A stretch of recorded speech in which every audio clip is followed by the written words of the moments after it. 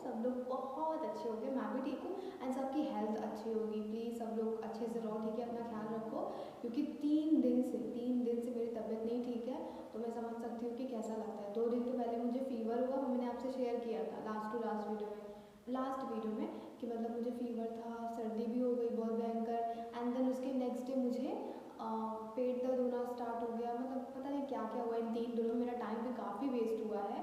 Although मैंने manage करके थोड़ी थोड़ी चीज़ें कर ली थी ऐसे बेड पे लेटे लेटे, बट फिर भी टाइम मेरा काफ़ी वेस्ट हुआ है।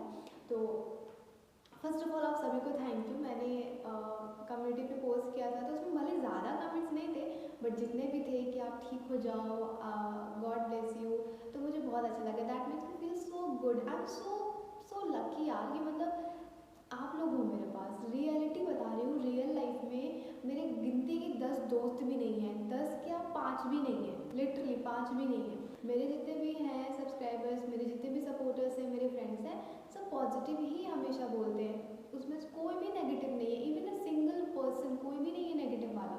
तो कितना मुझे प्राउड होता है, मुझे बहुत लकी फील होता है कि थैंक यू यार, और हमेशा ऐसे ही साथ रहना प्लीज़। मैं भी आपके साथ हूँ ना, आप भी मेरे साथ रहो, क्योंकि जब लोग सपोर्ट करने वाले होते हैं ना, तो चीज़ें बहुत आसान हो जाती हैं। तो आज इस वीडियो में बेसिकली मुझे आपसे शेयर करना है यूपीपीएससी एग्ज़ाम 2024 का जो प्रीलिम्स हुआ है अभी, उसके बारे में कुछ चीज़ें शेयर करनी है। फर्स्ट ऑफ ऑल बहुत सारे ईमेल्स आ रहे थे मुझे कि मैंने एग्ज़ाम दिया नहीं दिया, कमेंट सेक्शन में भी काफ़ी कमेंट्स थे कि क्या हुआ एग्ज़ाम का, आपने एग्ज़ाम दिया, एग्ज़ाम हो गया क्या। क्योंकि मैं आपको पता है, हमेशा मैंने आपको बताया कि मैं यूपीएससी प्लस यूपीपीएससी दोनों की प्रिपरेशन कर रही हूँ, तो ऑफकोर्स आपको दिमाग में तो आएगा ही ना कि क्या हुआ, आपने एग्ज़ाम दिया कि नहीं दिया। तो आज इसी से रिलेटेड मुझे आपको चीज़ें शेयर करनी है, एंड और भी बहुत सारी चीज़ें शेयर करनी है। देखो सबसे पहले तो क्या मैंने यूपीपीएससी 2024 का प्रीलिम्स दिया या नहीं दिया, तो इसका आंसर है नो। इस बार मैंने एग्ज़ाम नहीं दिया है, क्योंकि आप सभी को पता है, मैंने बहुत बारी अपने वीडियो में बताया है, जो लोग डेली देखते होंगे वो लोग जानते होंगे कि इस ईयर ही मेरा जो एज है, एलिजिबिलिटी क्राइटेरिया है, वो पूरा हुआ है। इस ईयर मेरी एज पूरी हुई है, तो अकॉर्डिंग टू दैट मैं नेक्स्ट ईयर के लिए एलिजिबल हूँ। क्योंकि फॉर्म तो जनवरी में आ जाता है, 2024 का प्रीलिम्स भले अभी 22 को था, बट जो फॉर्म सबने फिल किया था वो जनवरी में किया था, जब स्टार्ट हुआ था 2024, और तब मैंने फॉर्म फिल किया नहीं था, क्योंकि मेरी एज तब 20 थी, और जब मेरी एज 21 हुई तब तक फॉर्म सारे, मतलब फॉर्म का तो पूरा डेट ही खत्म हो गया था ना। तो जब मैं एलिजिबल हुई, उसके अकॉर्डिंग नेक्स्ट ईयर मीन्स 2025 में मुझे फॉर्म फिल करना है, मुझे एग्ज़ाम भी देना है। तो मैं अगले साल के बस 2-4-5 दिन 2025 आ जाएगा, फिर मुझे एग्ज़ाम देना है। तो इस साल मैंने एग्ज़ाम नहीं दिया है, 2025 को मेरा पहला अटेम्प्ट होगा। ओके, ये क्लियर कर दिया। एंड हाँ, एग्ज़ाम दिया नहीं है, बट यस जैसे एग्ज़ाम आया ना, एग्ज़ाम के पहले से मुझे बहुत वेट था कि कैसा पेपर आएगा, कैसा क्वेश्चन आएगा, क्योंकि आपको पता है अब एक होता है ना, लाइक हमको एग्ज़ाम देना है, तो कहीं ना कहीं वो चीज़ हमारे दिल दिमाग में होती है। जब एग्ज़ाम होता है तो हमें लगता है कि कैसा पेपर आएगा, पता नहीं टफ आएगा, ईजी आएगा, कैसे क्वेश्चन होंगे, पैटर्न कैसा होगा। तो बस इस चीज़ का इंतज़ार मुझे भी था, और जैसे ही पेपर हुआ ना, मैंने फटाफट से पेपर देखा, सबके रिव्यू देखे, क्योंकि मेरे पास खुद तो था नहीं पेपर, तो मैंने फिर ऑनलाइन चेक किया कैसा पेपर था, कैसा क्या था, तो पता चला कि पेपर इस बार का टफ था एंड पैटर्न एंड ट्रेंड जो भी है वो चेंज हो गया है। जैसे यूपीएससी ने चेंज किया है 2024 में अपना, एंड अब यूपीपीएससी ने भी चेंज किया है। पीवाईक्यूज़ का उतना रोल नहीं था। यूपी पीसीएस है, जिसमें कि यूपी स्पेशल को बहुत ज़्यादा फोकस किया जाता है, बहुत ज़्यादा उसको इंपॉर्टेंस दिया जाता है। यूपी पीसीएस में ही यूपी के ज़्यादा क्वेश्चंस नहीं थे।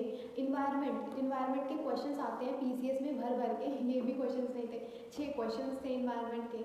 तो बहुत सारी चीज़ें थी। करंट अफेयर, बहुत पुरानी करंट अफेयर पता नहीं कहाँ से पूछ लिया था पेपर में, एंड ऑल्सो बहुत लोग कह रहे हैं, मतलब कोई कुछ कह रहा है, कोई कुछ कह रहा है, लेकिन आप जब पेपर देखोगे ना, मतलब मैंने जब पढ़ा तो मैंने ये चीज़ जानी कि हाँ, फैक्चुअल भी था, कॉन्सेप्चुअल भी था, दोनों था। तो फैक्चुअल भी मुझे लगा, मुझे कॉन्सेप्चुअल भी लगा, टफ भी लगा, लेंदी लगा, क्योंकि 2 घंटे के अकॉर्डिंग वो सारे क्वेश्चन इतने बड़े बड़े थे कि मतलब ऑब्वियसली बात है, भले हमको 150 क्वेश्चन में से मान लो 110 करोगे, 120 करोगे, 100 करोगे, 90 करोगे, फिर भी टाइम तो लगेगा पढ़ने में। तो मुझे वो क्वेश्चन जब मैंने पेपर देखा ना फ्रेंड्स, तो मुझे लग रहा था कि मैं इसको रीड कर रही हूँ, मुझे एक क्वेश्चन में ही इतना टाइम लग जाएगा, मैं नेक्स्ट पे कब जाऊँगी, फिर मैं ऐसे ऐसे करके पूरा पेपर कैसे कंप्लीट करूँगी। तो मुझे बहुत लेंदी लगा इतना बड़ा पेपर, और मुझे तो लग रहा था काश इसके लिए 3 घंटे मिल जाए, पर ऐसा नहीं होगा, 2 घंटे में ही देना होगा। एंड पेपर तो यस टफ लगा, मतलब अगर हम कंपेयर करें इस 2024 के प्रीलिम्स के पेपर को जितने भी पास्ट ईयर पेपर्स थे उनसे, तो हाँ टफ तो था, बिल्कुल टफ था, लेंदी था, टफ था, कॉन्सेप्चुअल था, फैक्चुअल था, पूरा मिक्सअप करके दिया। एंड ज़्यादा से ज़्यादा पता नहीं, और फैक्ट्स फैक्ट्स भी दिए तो पता नहीं कहाँ कहाँ के फैक्ट्स दे दिए। और करंट अफेयर से तो था, बट पुराने करंट अफेयर मैंने देखा, पुराने करंट अफेयर बहुत सारे पूछ लिया मतलब आयोग ने। एंड बस यही सब कि मतलब अब यूपी पीसीएस भी उतना आसान नहीं रह जाएगा। तो मेरे लिए तो ये जो मेरा डिलेमा था ना कि मैं किसी एक एग्ज़ाम को चूज़ करूँ, इस प्रीलिम्स ने, पीसीएस के प्रीलिम्स में मेरा ये जो कन्फ्यूज़न था इसको और बढ़ा दिया। क्योंकि अब आप देख रहे हो इतना पैटर्न इसका भी डायनेमिक हो गया है, तो मुझे और ऐसा लग रहा है कि यार दोनों एग्ज़ाम तुम कैसे करोगी साथ में तनुष्का, क्योंकि दोनों एग्ज़ाम का देख एकदम अलग ही पैटर्न हो गया है, दोनों का पैटर्न इतना अलग अलग है। मैं क्या करूँ, मैं बहुत ज़्यादा मुझे बहुत ज़्यादा टेंशन ये हो रही है ना कि मतलब अभी तक मैं दोनों को लेकर चल रही हूँ। एक तो ये मेरे साथ था ही कि मैं किसी एक को चूज़ करूँ, अब इस एग्ज़ाम ने मेरे को और वो सारी चीज़ें मेरे को और प्रेशर डाल दिया कि एक को चूज़ करो, एक को चूज़ करो। दोनों एग्ज़ाम अपने अपने में हाई ही हैं यार, तो सारे एग्ज़ाम अपने अपने लेवल पर टफ ही हैं, कुछ भी यहाँ पे आसान नहीं है कि बिना पढ़े हो जाएगा। सबको मेहनत, हमें सबको टाइम देना पड़ेगा, सारे एग्ज़ाम को मेहनत चाहिए, इतना आसान नहीं है। इस एग्ज़ाम की वजह से जो भी प्रीलिम्स हुआ ना, शायद इससे मेरी आज तबीयत ख़राब थी, क्योंकि मेरा इतना दिमाग ख़राब हो गया था, मुझे लगा बताओ टफ आ गया पेपर, अब पैटर्न ऐसा ही रहेगा। और क्या कहते हैं मतलब अब यूपीएससी और यूपीपीएससी को साथ में मैनेज करना बहुत मुश्किल हो जाएगा, क्योंकि दोनों का ही पैटर्न अलग हो गया है एकदम। और ये कहना कि दोनों का सिलेबस सेम है, हो जाता है, ये सारी चीज़ें मुझे लगता है कि अब ये ऐसा बोलना ठीक नहीं है, क्योंकि उसमें ऑप्शनल है, इसमें ऑप्शनल नहीं है। यूपीएससी में है, पीसीएस में नहीं है। और आप देख रहे हो ऐसा पैटर्न चेंज हो गया है। एंड ऑल्सो अब इसका भी जो प्रीलिम्स है, पहले क्या था ना, हम घटना चक्र वगैरह से पढ़ के प्रीलिम्स इसका हो जाता था, अब वैसा नहीं है। पीवाईक्यू से तो कुछ था ही नहीं, शायद है कि 2-4 क्वेश्चन आ गए हो, बट देखा जाए तो कहाँ क्वेश्चन था पीवाईक्यू का, तो पीवाईक्यूज का भी काम खत्म ही समझो। एंड बिल्कुल पैटर्न इस बार का बिल्कुल चेंज हो गया, इस वजह से मुझे और लग रहा है कि मैं क्या करूँ।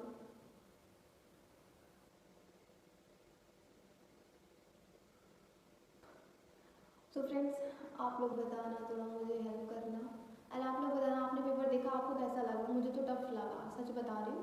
अगर कंपेरेटिवली पीसेस को पीसेस से कंपेयर करें तो हाँ भाई टफ था, हर साल के अकॉर्डिंग इस साल का टफ था। और अब मैं सोच रही हूँ कि यस, अब टाइम आ गया, मैं किसी एक एग्ज़ाम को चूज़ कर लूँ, नहीं तो बहुत देर हो जाएगी, और फिर देर हो जाएगी तो फिर कुछ हो नहीं पाएगा। तो मैं सोच रही हूँ किसी एक एग्ज़ाम को चूज़ कर लूँ फ्रेंड्स। तो जनवरी में आई विल टेल यू कि मैंने किस एग्ज़ाम को चूज़ किया। अभी तो मुझे कुछ समझ नहीं आ रहा है, इसलिए मैं 4-5 दिन लूँगी जो कि बचा कुछ है दिसंबर का, एंड उसमें मैं सोचूंगी कि हाँ मुझे क्या करना चाहिए, मुझे क्या नहीं करना चाहिए। सो दैट्स दैट, एंड जो भी होगा मैं आपसे ज़रूर शेयर करूँगी। एंड कोचिंग के लिए मैं सोच रही हूँ कोचिंग में कर लूँ, मतलब क्यों बाद के लिए मैं ऐसी रिग्रेट वाली फीलिंग छोड़ दूँ कि काश तनुष्का कोचिंग कर ली होती। तो ये चीज़ मुझे लग रहा है कि मैं कोचिंग कर लूँ। आप लोग बताइएगा, मतलब कर लूँ, करना चाहिए ना, अगर मुझे ऐसा लग रहा है कि हाँ, अगर मुझे ऐसा लग रहा है कि मैं कर लूँ कोचिंग, क्योंकि आप पैटर्न देख रहे हो इतना डायनेमिक हो रहा है। और देखो हम यार, मैं भी बहुत मामूली सी एक मतलब बस एक एस्पिरेंट हूँ जो अपने ड्रीम्स को पूरा करने के लिए मेहनत कर रही हूँ। ऐसा आप लोग भी देख रहे हो, मेरे पास कोई गाइडेंस नहीं है, मैं भी पूरा यूट्यूब पे ही रिलाई करती हूँ, और जो भी ऑनलाइन कुछ टीचर्स हैं वो पढ़ाते हैं, मैं उन पे ही रिलाई करती हूँ, मैं उनकी बातें सुनती हूँ, एंड देन मैं खुद एनालाइज करती हूँ कि मेरे लिए क्या काम करेगा। सबसे पहले चीज़ सिलेबस तो है ही है, तो मैं टीचर्स को सुनती हूँ, देन खुद थोड़ा मेमोराइज करती हूँ, एनालाइज करती हूँ कि क्या मेरे अकॉर्डिंग क्या ये चीज़ें हो पाएंगी, तो मैं उसके अकॉर्डिंग अभी तक कर रही थी, लाइक पूरा मेरा सेल्फ स्टडी था। But now I am thinking कि कुछ मेरे से कुछ रह ना जाए, कि बाद में मुझे लगे कि क्या तनुष्का सब कुछ किया, कोचिंग कर लेती तो क्या हो जाता। तो ये वाली फीलिंग मुझे आ रही है, तो मैं सोच रही हूँ कि मैं कोचिंग कर लूँ, लिटरली मतलब मैं कर लूँ। मैं क्यों कोई चांस छोड़ूँ, मैं क्यों कुछ रहने दूँ। अगर मैं पढ़ भी रही हूँ सेल्फ स्टडी, अगर कोचिंग कर लेती हूँ, लाइक कोई मेंटोर मिल जाएंगे, गाइडेंस मिल जाएगी मेरे को कि हाँ बेटा ऐसे ऐसे ऐसे ऐसे करना है, तो शायद मेरे जो भी अभी पढ़ाई है शायद उसमें और भी ज़्यादा मैं एफर्ट डालूँ। अभी तो मैं डाल ही रही हूँ, बट जब एक कोचिंग हो जाएगी और मेरे को भी और प्रेशर रहेगा कि नहीं और अच्छा करना है और अच्छा करना है, तो शायद उससे इफेक्ट पड़े मेरी परफॉर्मेंस पे। तो यही सारी चीज़ें मेरे दिमाग में अभी तो आ रही, मतलब प्रीलिम्स का पेपर क्या हुआ है इस बार 22 तारीख को, उसने एकदम हिला के रख दिया है हम सब लोगों को, सिर्फ मुझे, मैंने तो एग्जाम दिया भी नहीं, बट ये कि देना है तो भाई मुझे भी फ़र्क पड़ रहा है। और जिसने दिया है सोचो उसका क्या होगा, उसको तो टेंशन हो रही होगी, वो आंसर की से आंसर मिला रहा होगा कि हाँ कितने हुए कितने नहीं हुए। तो बहुत अनप्रडिक्टेबल हो गया है। पीसीएस भी, यूपीएससी तो था ही, अब पता नहीं, अब जब इस साल से पैटर्न चेंज हो गया है, ऑब्वियस सी बात है 2025 का भी पेपर टफ ही होगा पीसीएस का, और यूपीएससी का तो होगा ही होगा, उसका तो कोई नहीं है।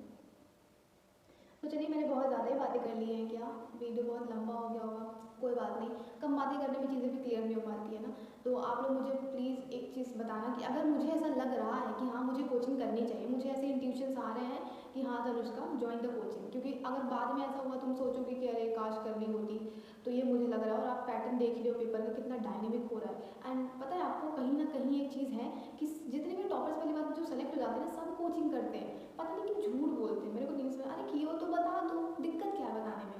एंड वो लोग बताते नहीं है, कहेंगे सेल्फ स्टडी। तो हमें भी लगता है, हमें और हम सबको लगता है कि अरे यार सेल्फ स्टडी से तो किया है और हम भी कर लेंगे। तो ये चीज़ है, जबकि ये चीज़ है, मैंने देखा है कि सब कोचिंग करते हैं, सब कोचिंग करते हैं, सब सब सब। अब मुझे भी लग रहा है कि हाँ मुझे कर लेना चाहिए, अभी भी देर नहीं हुई है, चाहे मैं ऑनलाइन करूँ चाहे ऑफलाइन करूँ। वैसे ऑफलाइन में आपको पता है दृष्टि IAS प्रयागराज में है, ध्येय IAS है, and I think next IAS भी है। तो बस मैं वही सोच रही हूँ कि मैं ज्वाइन कर लूँ कोचिंग।